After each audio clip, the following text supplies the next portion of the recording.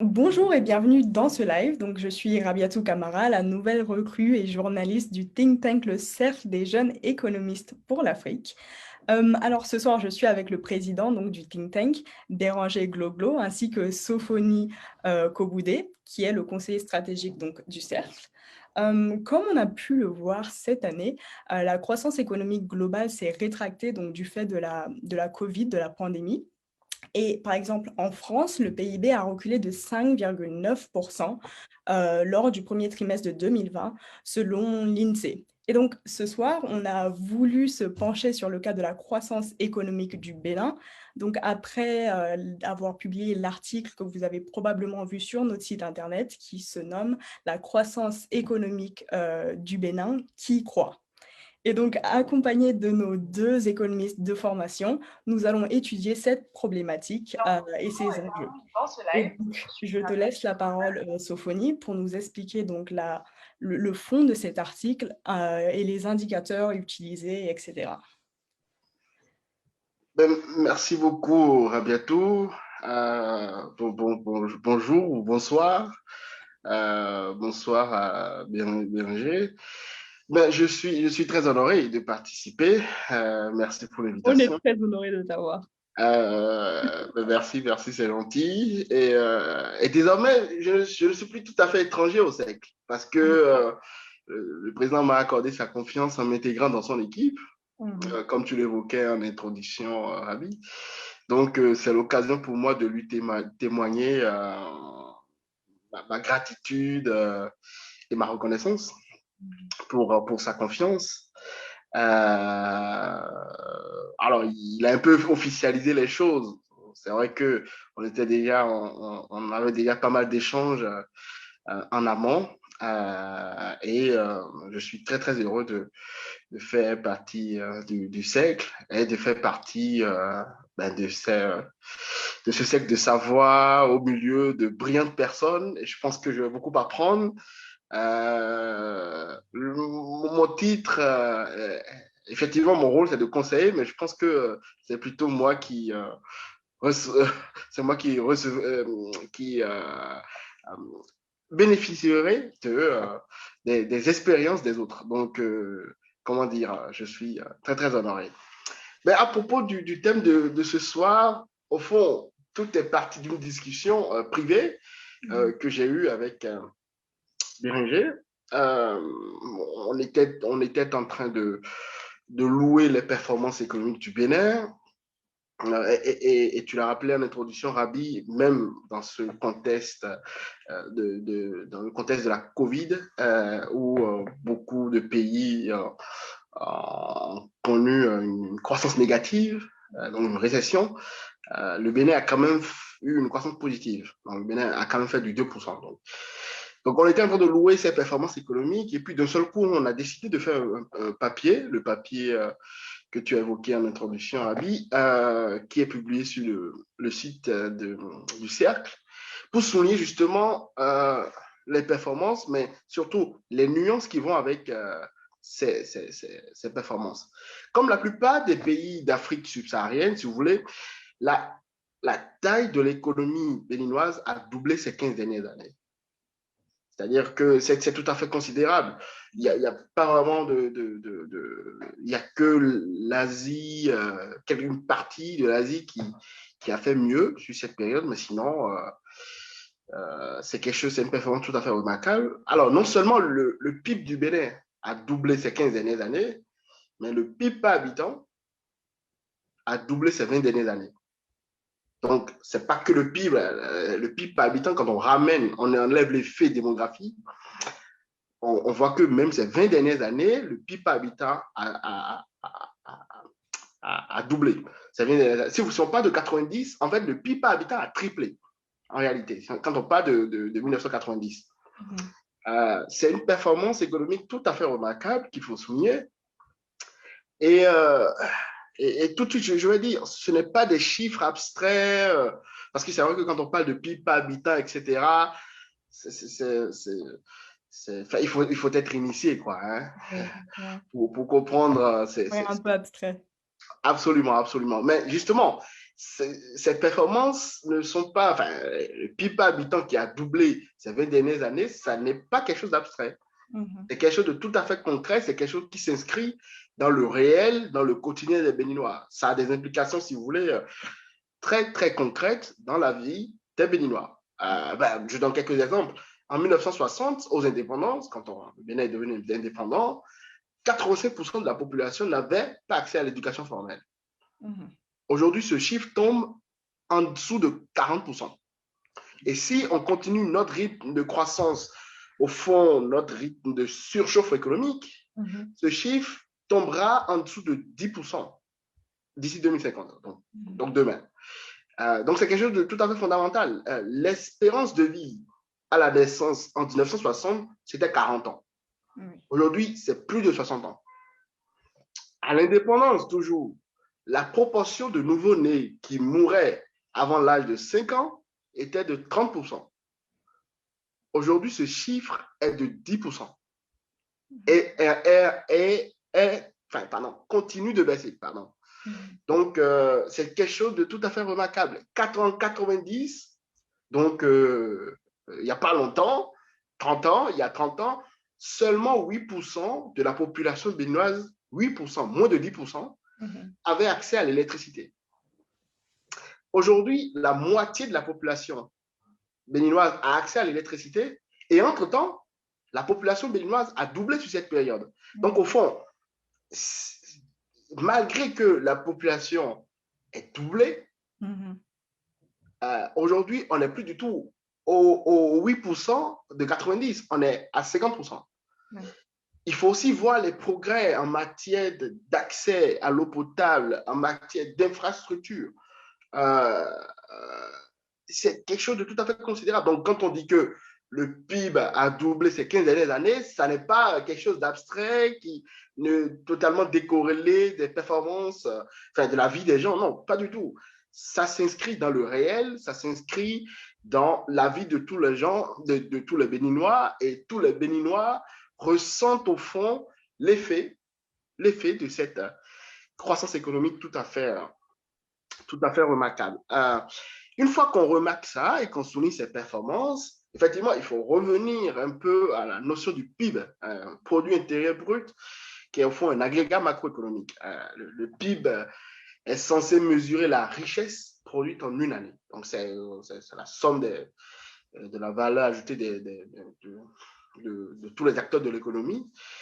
Et au fond, la production dans une économie peut être divisée en deux. C'est-à-dire que vous avez la partie, au fond, le secteur privé, ce qui est vendu sur le marché. C'est le gars du coin qui ouvre, je ne sais pas moi, une quincaillerie et qui vend des fers, des choses pour la construction, des matières premières pour la construction, pour le secteur du bâtiment. Donc voilà, c'est quelque chose qui est vendu sur le marché. Donc vous avez ça et vous avez aussi, au fond, ce qui est affecté par l'État. Et donc, dans l'économie, on se retrouve finalement avec deux secteurs, le secteur non marchand et le secteur marchand. Le secteur non marchand, c'est grosso modo l'administration publique, la secrétaire de telle agence publique, etc. Ouais. Tout cela participe à une création de richesse. Donc, on a le secteur marchand non marchand, pardon, qui est grosso modo l'administration publique, mais aussi les associations. Et tu peux nous donner des exemples justement de secteurs non marchands donc, qui touchent l'administration publique? Absolument, absolument. Tout à fait. Le secteur non marchand, c'est l'administration centrale, les collectivités locales, les mairies, les arrondissements, comment dire, toutes les communes, les chefs de quartier, enfin, toute la strate de l'administration, les agences publiques, les sociétés publiques, etc., qui parfois ne vendent pas quelque chose qui ne fonctionne pas en fonction du prix de marché, quoi. Hein, c'est ce que je veux dire. Et puis, il y a aussi les associations, mais bon, le tissu associatif au Bénin n'est pas assez épais.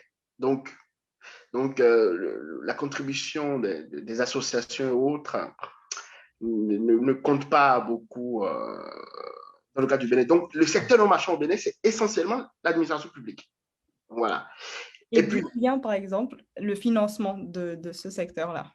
Ah ben, très bien. J'en viens justement, parce que je vais justement évoquer un constat qu'on a fait dans les données liées au Bénin. Parce que, voilà, donc je parlais du secteur non marchand, il y a aussi le secteur marchand. Là, c'est l'économie marchande, quoi, hein, des biens et des services qu'on vend sur le marché. Et donc, comme on a deux secteurs dans l'économie, le secteur marchand, le secteur non marchand, ben, au fond, on a deux PIB. On a le PIB non marchand et le PIB marchand. Cette distinction n'est pas tout à fait saugrenue. Elle est savante car elle permet, si vous voulez, de savoir quel est le secteur qui croît le plus vite dans une économie. Et ça, c'est super important pour voir quelle est la dynamique des performances économiques d'un pays. Donc, quand vous regardez les données pour le cas du Bénin, voilà, et là, je vais aborder la question que tu évoquais tout à l'heure, Ravi. Le secteur non marchand croît beaucoup plus vite que le secteur marchand. Quand on prend l'année 2000 comme année de base, par exemple, on voit que de 2000 à 2005, le poids de l'État rapporté au secteur privé a légèrement baissé, mais depuis 2005, la croissance économique béninoise est portée par la croissance du secteur public. C'est-à-dire que le PIB non marchand croît beaucoup plus vite. Mais sauf que, effectivement, la question c'est d'où vient l'argent, le financement. Là, le financement, l'État n'a de l'argent qu'en collectant des impôts ou en faisant de la dette. Donc, si le secteur non marchand croît beaucoup plus vite que le secteur marchand, il y a des petits soucis dans l'économie, si vous voulez. C'est-à-dire que le fait que le poids de l'État augmente dans l'économie a des implications très concrètes en termes d'augmentation de dette publique, des impôts, etc. Alors, je n'aimerais pas spoiler la présentation de Bérenger parce que je crois qu'il va évoquer les implications de ce constat, c'est-à-dire le fait que le secteur non marchand croît beaucoup plus vite que le secteur marchand au Bénin. Et donc, je vais m'arrêter là pour ne pas spoiler sa présentation. Et donc, Béranger, donc, tu vas nous parler des impacts économiques sur l'emploi, l'économie, la fiscalité, donc, de cette croissance du secteur non marchand au détriment du secteur marchand. Et merci Rabi et bienvenue encore à toi au cercle. Hein. Merci. Je crois que toute l'équipe est heureuse de te recevoir et t'accueillir en tant que notre journaliste et pour la chaîne que nous sommes en train de mettre en place. C'est une chaîne que nous voulons pour la jeunesse panafricaine. Et effectivement, pour revenir à notre sujet aujourd'hui, Sophonie et moi avons fait ce travail de la décomposition du PIB au Bénin. Et donc, nous avons conclu que le PIB non marchand évoluait beaucoup plus vite que le PIB marchand. Donc, en termes d'implication, on a souligné déjà le fait que ça poserait, ou ça pose même des problèmes de financement, déjà avec et la dette, l'évolution de l'encours de la dette publique, je crois que c'est la variable qu'on avait utilisée, c'est l'encours de la dette publique, si je me rappelle bien, Sophonie. Donc, c'est l'encours de la dette publique qui augmentait très vite quand même, sur toute la période. Mais en fait, l'impact ne sera pas que sur le financement de l'économie, mais également il y aura des impacts sur l'emploi, par exemple, ou la fiscalité, ou même j'irai un peu plus loin en parlant de compétitivité à l'international des entreprises qui existent du secteur privé. Et donc, en termes si nous revenons par exemple à l'emploi, il faut quand même aller faire une analyse adopter une certaine prudence dans cette analyse. Et c'est là que nous faisons un travail de rigueur intellectuelle au cercle, c'est qu'on se contente vraiment d'interpréter ce que nous avons et de dire la science. Parce que tout de suite, ce qu'on peut se dire, c'est lorsque le PIB, donc la production non marchande, croît beaucoup plus vite, c'est que l'administration est obèse en quelque sorte. Donc, il y a quand même deux effets là. Soit à salaire constant, l'État recrute quand même des agents dans l'économie, donc il y a de la création d'emplois, recrute, soit l'État ne recrute pas, mais les salaires augmentent beaucoup plus vite. Donc là, aujourd'hui, nous n'avons pas les données pour pouvoir faire cette distinction entre les deux effets. Donc, on ne peut pas déjà se prononcer sur la création d'emplois au niveau du secteur public. Par contre, le secteur privé, il est clair que cette dynamique, en tout cas, n'encourage pas la création d'emplois avec le secteur privé. Et ça m'amène justement sur le second volet où je parle de fiscalité. Parce que si, comme Sophonie l'a rappelé tout à l'heure, l'État ne dispose de moyens, n'a de ressources que celui du contribuable, donc collecté avec les entreprises, si l'État croît beaucoup plus vite que le secteur privé qui le nourrit, à un moment donné, l'État sera obligé de faire plus de pression sur le secteur privé. Donc, s'il y a plus de pression sur le secteur privé, cela peut engendrer des problèmes de baisse de rentabilité ou de rendement de ces entreprises qui ne vont surtout pas embaucher dans ces conditions. Donc, il y a ça qui peut se dessiner, qui se profile à l'horizon lorsque le PIB non marchand croît beaucoup plus vite que le PIB marchand. Mais enfin, il n'y a pas que ça. Il y a aussi la question de la compétitivité. Si ces entreprises sont beaucoup moins rentables, donc le secteur privé qui devient beaucoup moins rentable, c'est clair que la compétitivité également est remise en cause à ce niveau. Et donc, une fois qu'on arrive à ce stade où la compétitivité des entreprises est remise en cause, il y a aussi deux cas, on va dire, à ce stade. Soit les acteurs privés vont chercher des moyens pour faire de l'évasion fiscale. Il faut être très, très clair, très honnête, très franc. Soit il y aura de la délocalisation. Donc, les gens vont quitter le Bénin. Mais si on revient dans le contexte béninois où le secteur privé est embryonnaire, en fait, ce n'est pas que les gens vont quitter, c'est que les gens ne viendront même plus. Donc, voilà un peu ce que je peux dessiner en termes d'impact, je dirais, sur l'économie, ce qu'on peut mesurer là tout de suite. Et une fois encore, je rappelle que notre analyse n'a pas été faite pour taper du doigt sur un système. Nous sommes juste en train de d'émettre un signal comme quoi la dynamique actuelle n'est pas forcément la bonne. C'est surtout ça, c'est un signal que nous envoyons. Donc, il faut plutôt prendre notre message dans ce sens. Alors, du coup, j'ai une dernière ou plutôt une avant-dernière question pour vous. Est-ce que vous pouvez donc partager avec nous une recommandation chacun pour faire face à ce genre de situation économique? Je peux peut-être continuer comme je suis déjà lancé. Eh bien, ce qu'on dit là, je pense que la recommandation même provient même du constat. On a une économie où il y a le secteur non marchand qui croît beaucoup plus vite. La solution, qu'est-ce qu'il faut faire? C'est qu'il faut faire en sorte qu'on ait inversé la dynamique. Inverser la dynamique, ça veut dire quoi? Avoir des entreprises. Donc, il faut créer aujourd'hui des conditions pour avoir plus d'entreprises. Il faut créer des champions nationaux. Ça, c'est un discours récurrent. On n'a pas manqué de le dire. On le dira toujours. Il faut un secteur privé beaucoup plus fort, beaucoup plus fort, beaucoup plus développé. Et ça, pour avoir ce genre de choses, par exemple, aujourd'hui, il faudrait mettre l'accent, par exemple, sur les droits de propriété que Sophonie a beaucoup évoqué parce qu'on a toujours dit que c'est le droit qui fait, c'est pas le droit qu'on peut créer de la richesse. Donc, il faut, par exemple, mettre en place des systèmes de droits de propriété vraiment corrects qui puissent permettre aux gens d'aller vers le financement avec des garanties. Donc, ça, c'est peut-être une solution à mettre en place tout de suite pour renforcer le secteur privé, avoir un secteur privé beaucoup plus solide et qui augmente plus que le secteur public, on va dire, non marchand. Donc, voilà un peu ce que moi je pourrais dire. Je sais que Sophonie aura encore d'autres choses. Tu as une recommandation pour nous, Sophonie? Ben, disons que faisons ensemble un pas en arrière, c'est-à-dire que si on lit Aristote, il y a toujours deux choses. Aristote nous dit qu'il y a deux choses. Il y a les faits, il y a les opinions. Donc, Là, ce qu'on évoque ce soir, c'est un fait. Ce n'est pas une opinion. Ce n'est pas une opinion du siècle. C'est-à-dire, quand vous regardez les données, le fait, c'est que le PIB non marchand croît plus vite que le PIB marchand depuis plusieurs années, depuis plus d'une dizaine d'années. Bon, c'est un fait. Mm-hmm.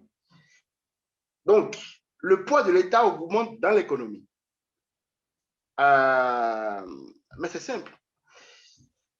Si le poids de l'État augmente, obligatoirement, les impôts augmentent. Alors, tout de suite ou plus tard, tout de suite, si l'État augmente les taux, crée de nouvelles taxes ou augmente les taux de prélèvement, ou plus tard, si l'État fait de la dette. Donc, de toute façon, si le poids de l'État augmente dans une économie, il n'y a pas 50 000.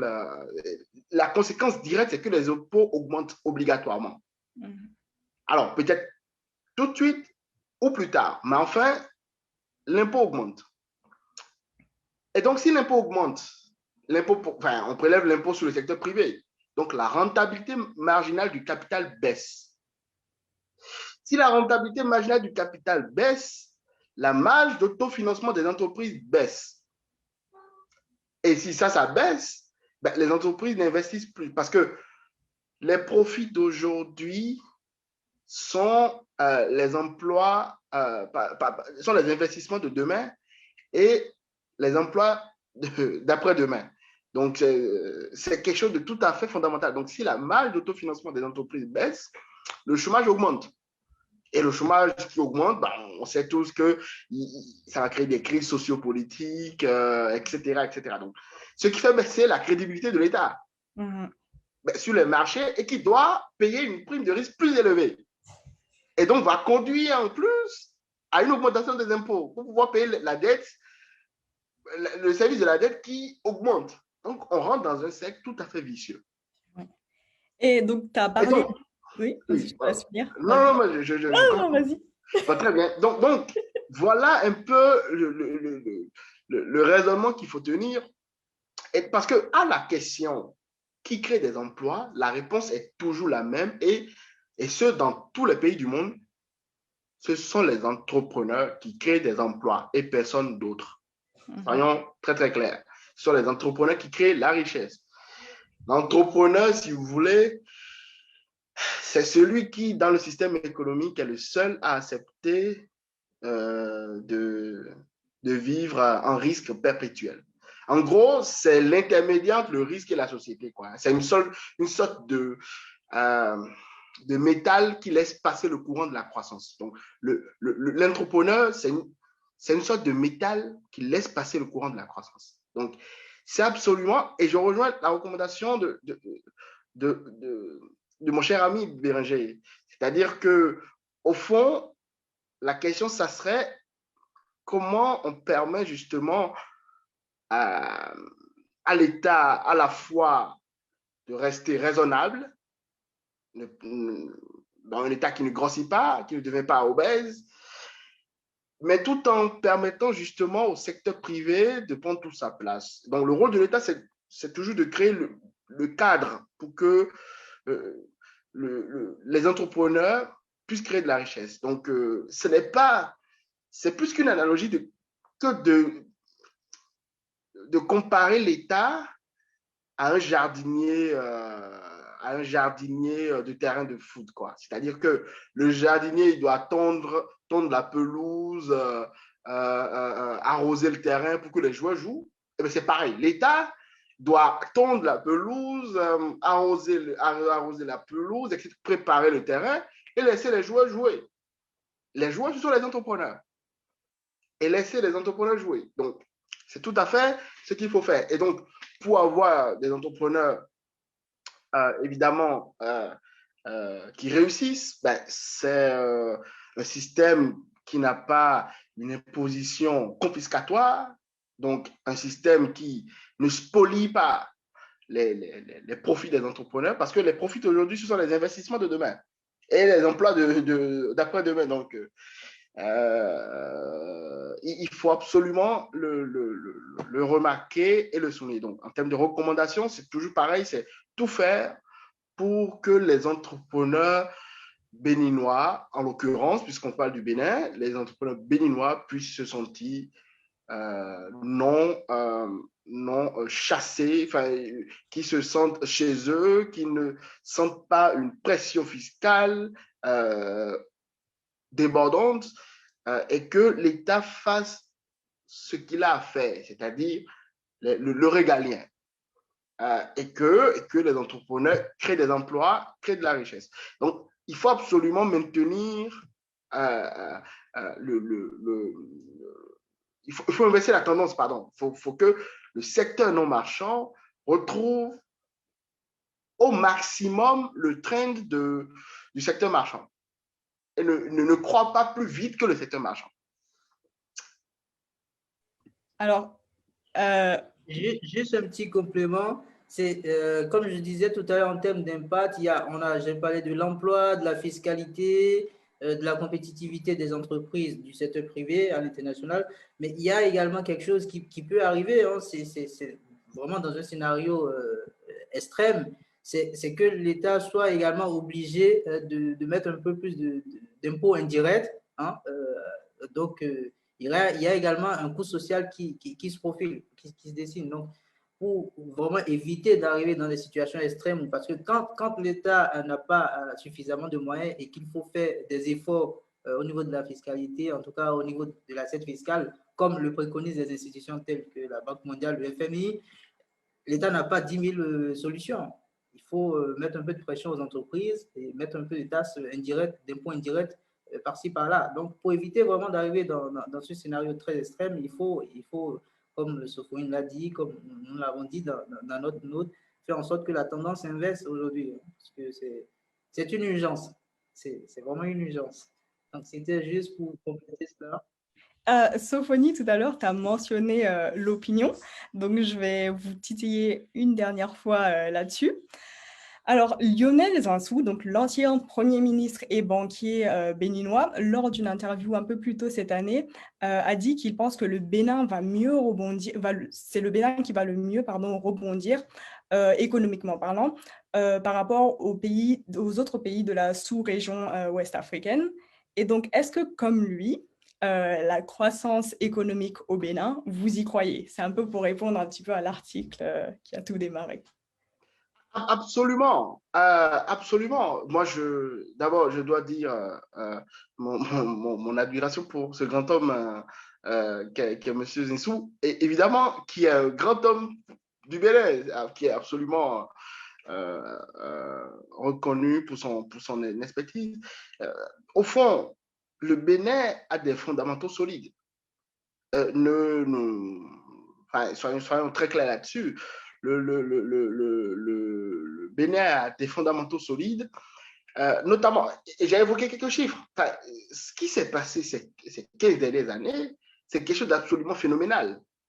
On ne s'en rend pas compte, mais le PIB par habitant qui double, c'est un rythme de croissance, c'est quasiment de la surchauffe économique. Donc, il ne faut pas l'oublier. Donc, on a des gens de mieux en mieux formés au Bénin. Donc, je vous ai dit tout à l'heure que l'éducation progresse à un rythme tout à fait phénoménal. J'ai évoqué la chute de la mortalité infantile. Donc, s'il y a chute de la mortalité infantile, c'est que il y a des progrès en matière de santé, etc. Donc, on a au fond, si vous voulez, des progrès dans l'infrastructure, c'est-à-dire on a des progrès dans tout ce qu'il faut, dans les fondamentaux qui créent la croissance. Donc, l'accès à l'eau potable, c'est une réalité. De moins en moins de délastage, c'est une réalité. Des infrastructures, c'est une réalité. Parce que les infrastructures, c'est tout à fait nécessaire. D'aucuns soulignent que oui, bon, les infrastructures, les routes, etc., c'est très bien, mais enfin, on ne mange pas des routes. Évidemment, bon, les infrastructures, c'est très bien, mais on ne mange pas des routes. Évidemment, ils ont raison. Mais il faut bien comprendre le problème de ce raisonnement, c'est que c'est un sophisme. Parce que, ou en fait, c'est un sophisme et une lapalissade. C'est-à-dire que On fait croire que parce que les infrastructures ne sont pas des biens de consommation directe, ça n'est pas nécessaire. C'est faux. Parce que comment voulez-vous que l'agriculteur, je ne sais pas moi, du fin fond de Goromé dans le sud du Bénin, puisse sortir sa production de son champ s'il n'a pas des routes pour pouvoir acheminer ses produits agricoles. Donc, la question des infrastructures est tout à fait fondamentale. Donc, c'est le progrès, au fond, dans tous les fondamentaux de l'économie qui font croire que la croissance économique au Bénin va être une réalité et va continuer à son rythme. Au fond, le Bénin a fait du 5-6% pendant plusieurs années. Moi, je crois que le Bénin va continuer à faire du 5-6%. Malgré la crise, on a eu du 2%. Ça montre la résilience de l'économie béninoise. Ça montre le fait que on a si vous voulez, on a une économie qui, évidemment, subit des chocs venant de l'extérieur, puisque le Bénin n'est pas un pays déconnecté et isolé du monde, pas du tout. Mais elle sait résister aux chocs. Et ça, c'est une leçon fondamentale que je pense qu'il faut retenir de cette crise. Et il faut tout à fait, le souligner, le marteler et croire au fond à la croissance économique qui va se poursuivre. Et en plus, je vais juste ajouter qu'il y a des progrès à faire. C'est-à-dire que j'estime que sur les questions de droit de propriété, qui est un peu ma marotte, il y a Bérenger qui l'a évoqué quand il présentait, c'est un peu ma marotte, parce que je crois que le droit est tout à fait fondamental pour l'économie. Et donc, il faut progresser dans les droits de propriété, dans la formalisation de l'économie, pour permettre à ceux qui sont à l'extérieur de la formalité, dans l'extra-formalité, j'aime pas le terme informel, dans l'extra-formalité, pour que ces gens-là puissent trouver leur intérêt à rejoindre l'économie formelle. Donc, il y a effectivement ces progrès à faire. Et puis, il faut aussi avancer très rapidement l'agenda sur l'industrialisation de l'économie. Il y a déjà une zone franche, une zone économique spéciale qui est en train d'être créée à Glodibé. Ça, ce sont des initiatives tout à fait importantes. Mais voilà, il y a quelques fondamentaux qu'il faut améliorer, accélérer. Et j'ai aucun doute que le Bénin sera un pays prospère. Merci. Et donc, toi, Béranger, est-ce que toi aussi, tu te ranges du côté de Lionel Zinsou et donc tu penses que la croissance économique, tu crois en la croissance économique du Bénin? Bien évidemment que je crois en la croissance économique du Bénin et c'est même pour cela que nous existons aujourd'hui, le SEC, et que nous voulons accompagner cette croissance économique, nous voulons accompagner cette croissance en fournissant des éléments pour ne pas aller dans le mauvais sens. Et justement, cet espace détente fait partie des éléments que nous fournissons parce que nous venons de mettre le signal sur la dynamique, la composition du PIB. Mais enfin, aujourd'hui, à l'instant T, la croissance économique au Bénin, il y a une partie, je pense, de la population qui y croit. C'est cette partie-là qui croit aujourd'hui.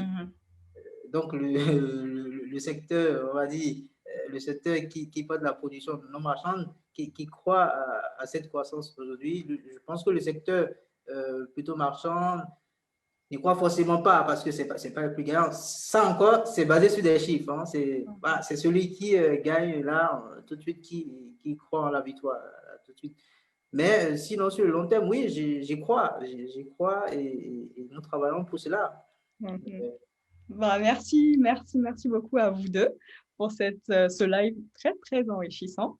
Alors, pour nos téléspectateurs, essayez d'interagir avec nous et essayez d'émettre votre propre opinion par rapport à cette problématique. Et donc, je vous dis à très bientôt. Merci encore. Super. Merci, Ravi. Merci beaucoup, Rabi, pour la brillante modération. J'ai pris du plaisir Moi à aussi. présenter. Et, ben, à très, très vite. Bye. Bye. Salut.